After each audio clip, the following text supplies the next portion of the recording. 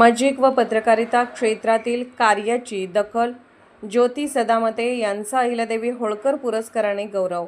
सामाजिक आणि पत्रकारिता क्षेत्रात उल्लेखनीय कार्य केल्याबद्दल चिपरी तालुका शिरोळ येथील साप्ताहिक संघर्षयान व न्यूज चॅनलच्या वृत्तनिवेदिका सौ ज्योती अजय सदामते यांना पुण्यश्लोक अहिल्यादेवी होळकर पुरस्काराने सन्मानित करण्यात आले।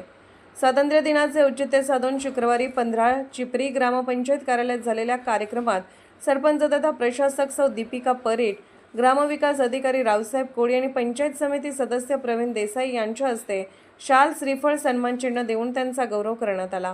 पत्रकारिता क्षेत्रात वृत्तनिवेदिका म्हणून कार्यरत असताना महिलांचे प्रश्न, शिक्षण, आरोग्य तसेच सामाजिक जनजागृतीच्या विषयांना सातत्याने वाचा फोडण्याचे काम सौ सदामते यांनी केले आहे।